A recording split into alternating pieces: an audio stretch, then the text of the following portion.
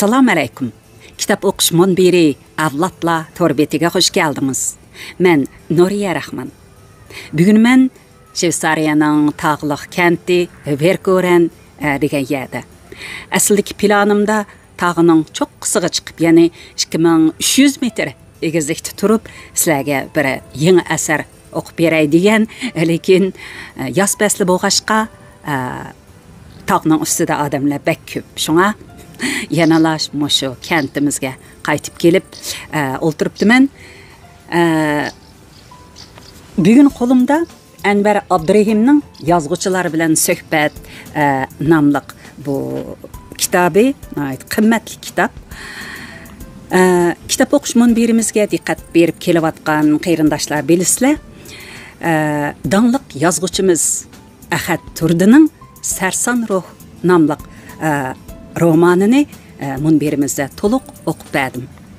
Ondan boshqa yana Serin Güllik o'yladiki kishilar degan kitobdan Ahad Turdi akamizning bir necha suhbat xotirasini hozirlarga sundim. Bugun danliq obzorchi Anvar Abdurahimning Yozg'uchilar bilan suhbat nomli bu kitobidagi bir suhbat, ya'ni danliq yozg'uchimiz marhum Ahad Turdi aka bilan bo'lgan bir suhbatni o'qib berishni bakma muvofiq ko'rdim. Temasi turmushning o'zi bir sir. Xo'sh. Men yozg'uchi Ahad Turdi bilan Tarim jurnali tahrir bo'limida 7-8 yil birga ishladim. Bu jarayonda uning tajribalik, faoliyatchan, talabchan muharrir ham tirishchan, pishqon, iqtidorliq yozg'uchi ekanligini to'nib yetdim. U menga o'zining tahrirlik xizmati jarayonida to'plagan nurg'unlagan qimmatli tajribalarini taqdim qildi. Meni kasbiy jihatda astoydillik bilan yetakladi. U o'zining Qiyonliq daryo nomli asar orqali madaniyat zo'r inqilobidan keyingi Uyg'ur proschiligida povest ijodiyatining tunji qadamini muvaffaqiyatli holda bosdi. Uning yaqinda nashr qilingan Unutilgan kishilar nomli romani kompozitsiya, sujet, til va xarakter yaratish qatorliq jihatlarda barmunchiligan o'zgachaliklarga ega bo'lib, bu istidodli yozg'uchining o'ziga xos turmush bilimi bilan badiiy mahoratini texmi ro'shan gaplantirib berdi. Men 1989-yil 21-avgustda yozg'uchi bilan bir qancha masala to'g'risida suhbatlashgan edim. Kitobxonlarning shu qitimqi suhbatdan qoldirilgan tövandagi xotirini astoydillik bilan o'qib chiqishini umid qilaman. Men o'qidim, endi sizlarga o'qib beraman. Chiqim yoqtirsizlar. Savol. Ahad aka, siz tahrirlik xizmati bilan uzun yil shug'ullandingiz. Mushu jarayonda to'plagan asosliq tajribalarimiz qaysilar? Siz tahrirlik xizmatini qanday kasb deb qaraysiz? Bu xizmat ijodiyatingizga qaysi jihatlardan ta'sir ko'rsatdi? Buni bir necha nuqtaga bo'lib noiti tafsili javob beribdi marhum yozg'uchimiz. Xo'sh. 20 yillik tahrirlik hayotim mening ijodiyatimga mundaq nuqtalardan ta'sir ko'rsatdi. Birinchi, ijodiyatga astoydil muomala qilish. Men tahrirlik xizmati jarayonida yozuvchi shoirlarning o'z ijodiyatiga astoydil muomala qilishning intayin zarurligini tushunib yetdim. O'z ijodiyatiga astoydil muomala qilgan yozuvchini uning asri hargizmi yerga qaratmaydi. Ikkinchi, tahrirlik xizmati jarayonida nurg'un asarlarni ko'rish, ularga fikr yezish, ularni muhokama qilish, ular to'g'risida talash tartish qilish va ularni bekitish xizmatlari orqali qandoq yezish va qandoq yozmaslik kerakligi to'g'risidagi aqlli talabni o'rgandim. Bu hol meni ijodiyatda talabchan bo'lishga odatlantirdi. Uchinchi, men tahrirlik xizmati jarayonida ham bir muharrir, ham bir kitobxon bo'lish sifatim bilan xalq ommasining qandoq asarlarni yaratadiganligi, suyib o'qiydiganligi va ularning estetikalik talabining nima ekanligini tadrijiy tushunib yetdim. Bu xuddi Lushin apandi aytgandek, men uchun mushtarilarning orzu istigi bilan badan temperaturasini bilish va egilash jarayoni bo'ldi. To'rtinchi, tahrirlik xizmati mening adabiy asarni atrofliq yozishimga va cho'nqur yozishimga turtki bo'ldi. Meningcha, odamlar hunar kasbda qancha pishsa, ularning ishimi shuncha tez ham ravon bo'ladi. Masalan, yog'ochchilik, tomchilik, saypunchilik qatorliq ishlar bargan sari yurishib ketadi. Lekin yozuvchilik meningcha undaq emas. Yozuvchi qancha pishgan sari shuncha salmoq, astoydil bo'lib qoladi.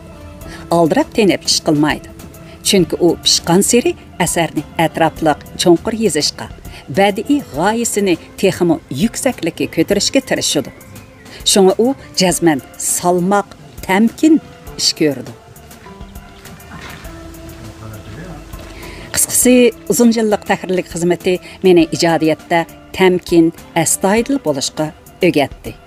Asarni qandoq yozish kerakligini, kitobxonlarning orzusini egallashda sagak bo'lib qoldim. Savol: navbatdagi Uyg'ur romanchiligi to'g'risidagi qarashlaringiz qandoq?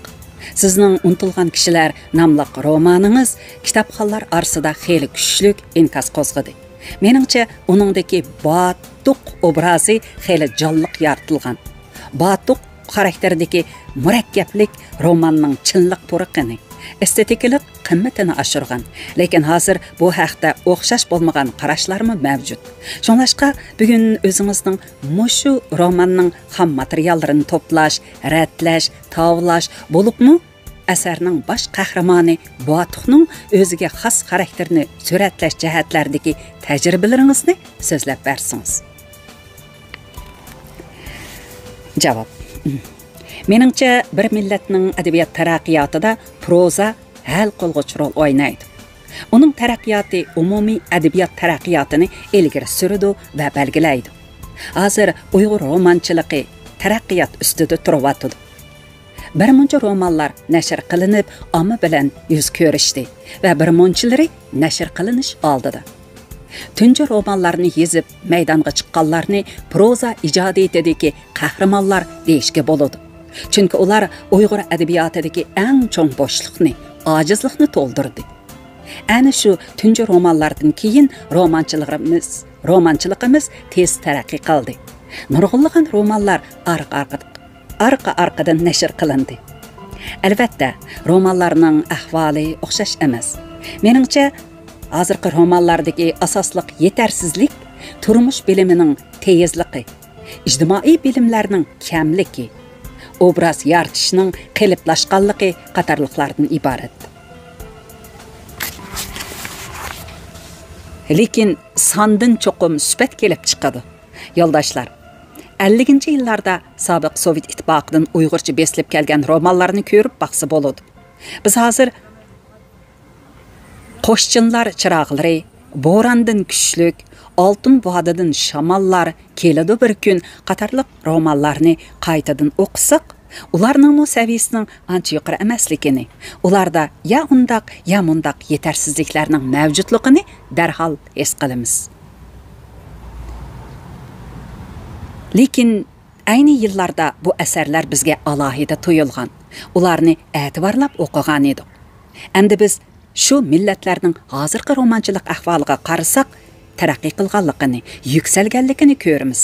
Meningcha har qanday ishning boshlanishi hamon qiyinroq, ojizroq, ostroq bo'ladi.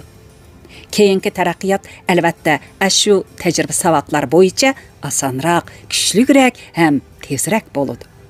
Buning o'zi bir dialektika. Chunki yo'l echish hamon tas. Echilib bo'lgan yo'l jazman kengayadi, taraqqiy qiladi, ovatlashadi. Meningcha biz o'zimizning ishiga ishonishimiz, uni to'g'ri va odil baholashimiz lozim. Hadislar Tolstoy, Chekhov, Balzak degan yo'g'on nomlar bilan kishilarning amgakini kamsundirmasligimiz, ijodiyatining badiiy qimmatini tuvanlashtirib etmasligimiz lozim. Tolstoy, Chekhov, Balzaklar shu davr adablarining javharlari, mo'tabarlari. Shu davrda ulardan boshqa minglagan yozuvchilar o'tgan. Bizdimi asta-asta tanlanadi. Davr xalq tanlaydi, tiklaydi. Unutilgan kishilar nomli romanim nashr qilingandan keyin umuman kishilarning qarshi elishiga erishdi. Mundaq bo'lishidagi birdan bir sabab, men bu romanimda odamlar bilan odamlar o'rtasidagi munosabatni va shu odamlarning qalbini yozishga tirishdim.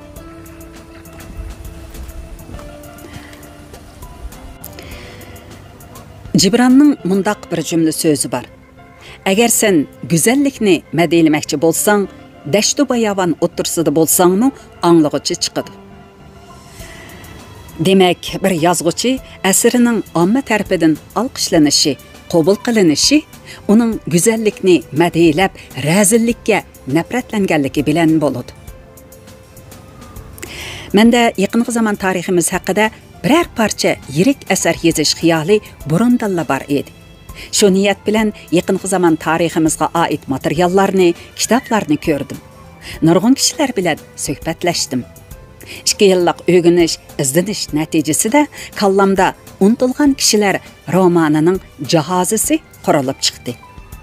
Darvaqa, bu jarayonda roman yoza olaymanmi? Yozsam muvaffaqiyat qozona olamdiman yo'q degan xiyol bir mezgil meni arsalda qilib qo'ydi. Lekin oxirgi hisobda bu arsaldilikni yengdim. Yo'ldoshlarga ma'lum, turmushning o'zi bir sir. Bir yozuvchida turmushning ana shu sirlarini ochaman deydigan yuksak jasorat bo'lish kerak. Men romanning materiallarini tayyorlash, to'plash jarayonida G'o'ljiga bordim. U yerdan ayni vaqtdagi voqealarning ishtirokchisi bo'lgan Qurbon, Yingjon qatorliq kishilarni tepib, bir necha qitim suhbatlashdim. Qashqarga 2 qitim berib, har sohadagi munosabatli kishilarni izlab tepib, sirdashdim, suhbatlashdim. Hatto romanning 1-bobida yozilgan maddohlarning turmushini o'rganish uchun Qashqardagi eng qadimiy joylar bo'lgan Qozonchi, Yorbeshi, Ko'zichi, Yorbeshi degan yerlarga berib, u joylardagi peshqadam maddohlarni tepib, ular bilan so'zlashdim. Ularning maddohligini, na'at o'qishlarini angladim. Mushundaq turmush o'rganish, material to'plash, material tanlash jarayonida roman to'g'risidagi asli planimda ba'zi o'zgarishlar bo'ldi.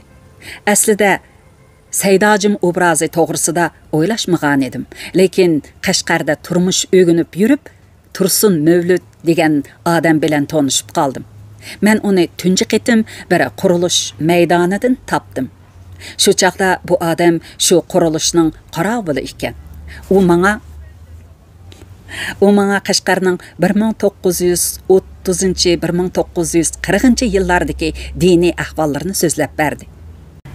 Men uningdan 1936-yili Qashqarda islomiy madaris va masajidi hay'ati qurilib, islom dinining pokligini qo'g'diganligi, poraxo'rlikqa, mutaassiblikka qarshi turganligi, har kimni o'z qobiliyati bo'yicha ishga qo'yib, diniy shariatda kishilarning himoyasiga ega bo'lganligini, hamda ayni vaqtdagi ba'zi diniy o'limalarning arabiy shakaras, farsi hasalas, turkiy bakaras deb chatga qarag'ularcha cho'qinib, o'zlarini bechorlarcha kamsitganligini uqdim. Bu odam menga yana ba'zi diniy mutaassiblarga qarshi jahonni sal bassa taraf-tarafda bo'larmish eshakning g'emi halabda. Agar sen musulmon bolasi bo'lsang, yashima eshakdak shaxsiy talabda degan she'rni yezib, masxara qilganligini so'zlab berdi. Mushu odamning hayot sarguzashtlari romandagi Saydajim obrazini barliqqa keltirib, aslidagi bir kamtiklikni to'liqladi. Romanda Saydajim obrazi yozilmagan bo'lsa, diniy o'lima zotlarimiz ichidagi haqiqatga, poklikqa, diyonatga vakillik qiladigan kishilarning obrazi yaratilmagan bo'ladi-da, donish imomga o'xshash mutaassib, razil obrazining qarshi tarafi bo'lmay, romanda bir bo'shliq asli bo'lib qoladi. Men bu romanimda xilma-xil obrazlarni, hatto ba'zi qirliq obrazlarni yaratishga harakat qildim. Ma'lumki, dunyodagi mavjudotlar haddi hisobsiz va rangarang bo'lganiga o'xshash, adabiy asarlarda yaratilgan badiiy obrazlarmi xilma-xil va rangarang bo'lishi kerak. Xo'sh, bu bilimni sal qisqartib etay, ammo aranglarda unutilgan kishilar degan romanni o'qiganlar bo'lsa, o'zinglarning ta'sirotlaringlarni qisqacha yezib inkasupsiga qoldirsanglar bekmi yaxshi bo'ladi. Xo'sh, davomlashtiray. Savol. Siz asringizning tili ustida qanday ishlaysiz? Bu jihatdagi izdinish va tajribalaringizni konkret asarlaringiz bilan birlashtirib so'zlab bersangiz. Xo'sh. Men azaldan asarlarimning tili ustida ko'proq boshqa turishni, ko'proq kuch sarf qilishni, ko'proq izdinishni yaxshi ko'raman. Meningcha, odamlar yaxshi kiyinish, yaxshi yurish-turishga xushtar bo'lganidek, biror parcha asarmi yaxshi kiyindirilishi, yaxshi bezandirilishi lozim. Har qanday asar kitobxonning oldiga ko'na, kir kiyimlar bilan chiqmasligi kerak. Men kichik xotira daftarlarini tutishni yaxshi ko'raman. Har qanday yerda, har qanday odamdan biror yangi so'z, yangi ibora, yangi o'xshatish, yangi maqol tamsil qatorliqlarni anglasam, shu hamon xotirlayman yoki esimga elib keyin xotiraga tushiraman. Men asarlarimda buning foydasini ko'p ko'rdim. Xalqning jonliq, obrazliq tilini ko'proq ishlatgachga, asarlarim odatdagicha qatmal, qurg'oq tillardan bir qadar xoli bo'ldi. Har soha kishilarining til alohidligini astoydil o'rganib, tadqiq qilg'achqa, har xil personajlarimning til alohidligi o'ziga xos va uyg'un bo'ldi. Men asar yozishdan burun uningdagi har xil personajlarga o'ziga yarasha so'z, dialoglarni qo'llanish uchun dastlab barliq kichik xotiralarimni ko'rib chiqaman. Bu xotirlardan shu personajlarning xarakteriga, psixikasiga, salohiyatiga va o'rniga loyiq so'zlar, dialoglar jazman tepiladi. Joyiga tushgan ham muvofiq ishlatilgan bir ikki dialog, jonliq obrazliq bir necha so'z asarga alohida zinnat va kuch bag'ishlaydi. Haqiqatan shunday. Savol. Sizcha Uyg'ur prozchiligida an'ana bilan yengilashning munosabatini qanday bir taraf qilish kerak? Javob. Shekspirning hamma ishqa ko'na qoida yo'sin bo'yicha qaraydigan kishilar hamisha boshqalarning zeraklik bilan qilgan ishlarga hang-tang bo'libla yuradi deydigan mashhur bir jumla so'zi bor. Hozir bizda mana shunday ahvol mavjud. She'riyatimizda bir qism yoshlar bo'sib chiqib edi, ba'zilar hang-tang bo'lib qoldi.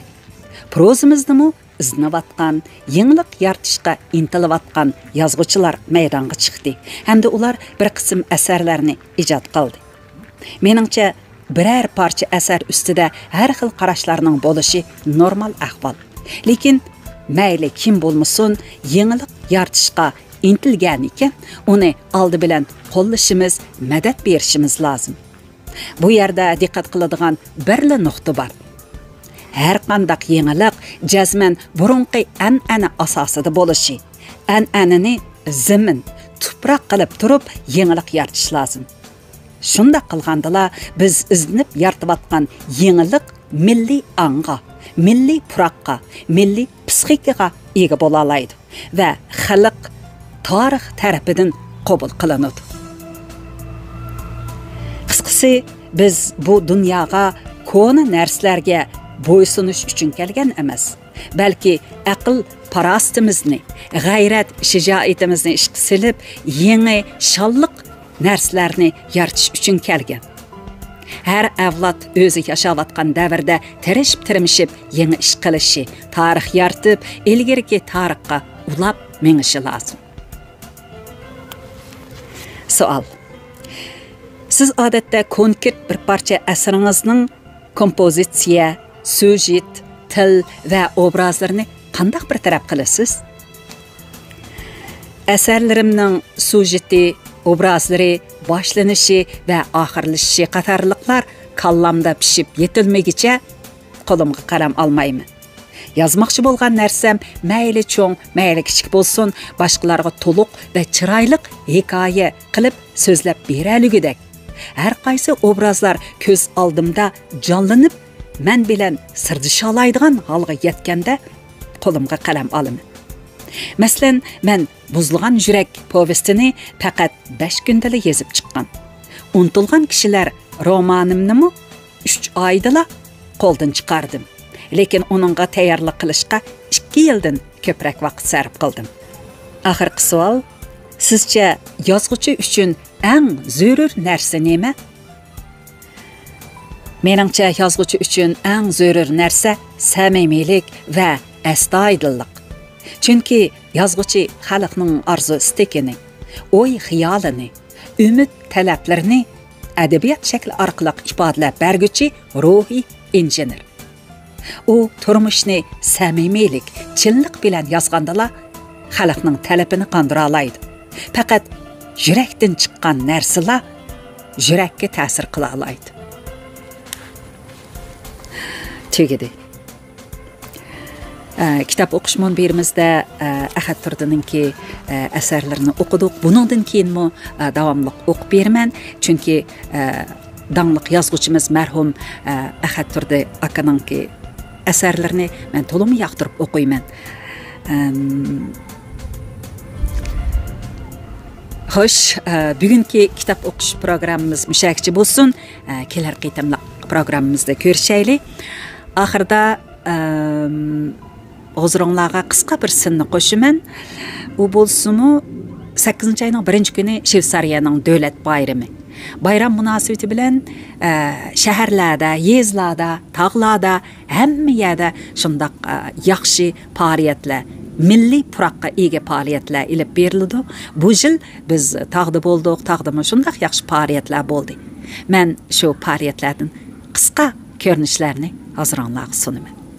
Ma'qul amsa kelar qitimliq kitap o'qish programmamizda ko'rishaylik. Xayr xo'sh, omon bo'laylik. Xayr xo'sh.